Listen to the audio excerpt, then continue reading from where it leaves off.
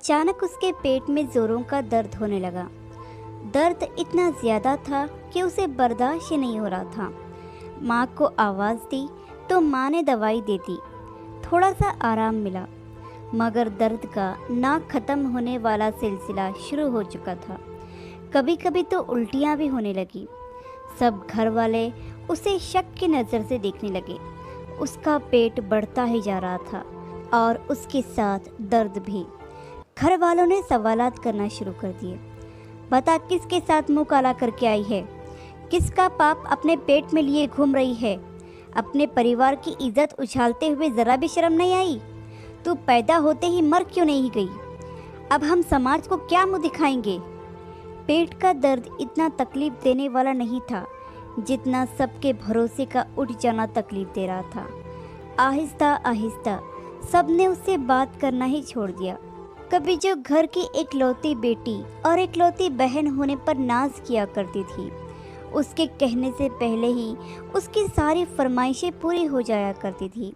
माता पिता की आंखों की ठंडक, भाइयों की जान, उसे कभी कोई तकलीफ होने ही नहीं देते थे। बिल्कुल एक राजकुमारी की तरह जीवन चल रहा था। लेकिन आज सब उसे मुंह फेरे बैठे हुए थे। माता पिता, भाई भाभियाँ, कोई उसकी शक्ल तक देखने को तैयार नहीं थे। वो माँ जो उसकी हल्की सी बीमारी पर भी तड़प उठती थी, आज उसके मौत की प्रार्थनाएं कर रही थी। कसूर शायद किसी का नहीं था, कसूर उस सोच का था जो समाज के हालात को देखकर पैदा हो रही थी। किसी ने उसे अस्पताल ले जाने की जहमत तक न उठाई कि लोगों को अगर पता चल गया तो क्या मुँह दिखाएंगे।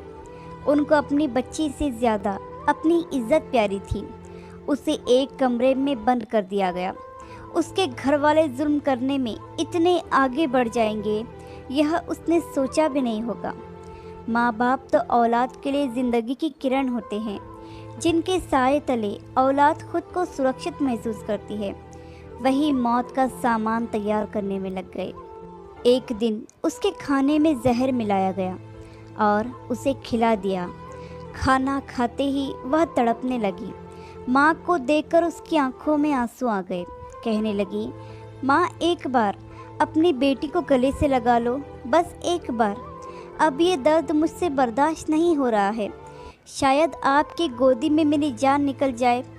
मगर पता नहीं उस माँ का दिल इतना कठोर क्यों हो गया था कि बेटी की इतनी तकलीफ़ को देखकर भी नहीं पिघला।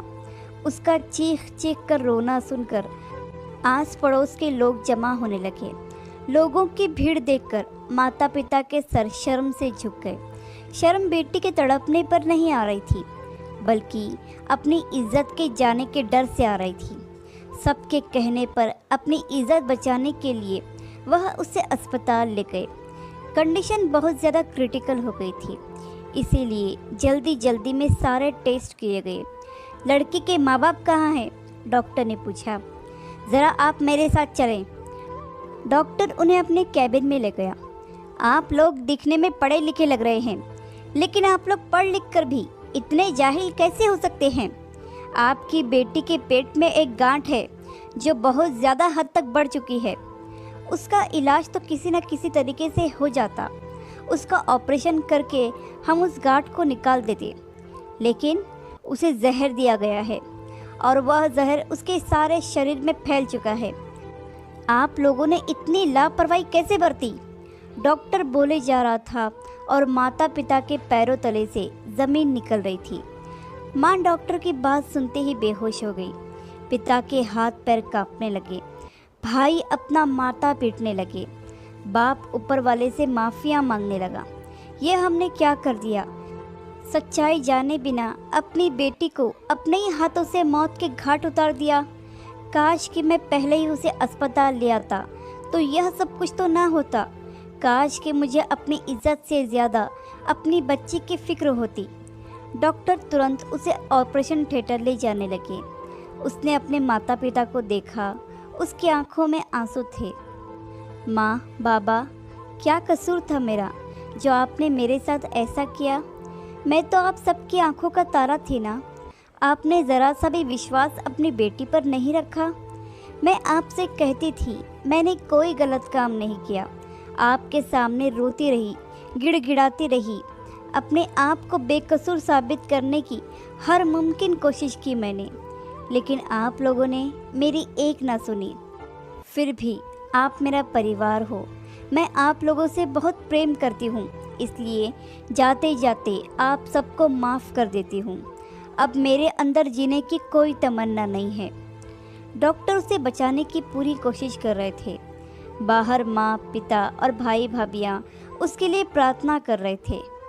डॉक्टर साहब बाहर आए और कहा, अफसोस है कि हम उसे बचा नहीं पाए, लेकिन आपने बहुत बड़ा गुनाह किया है।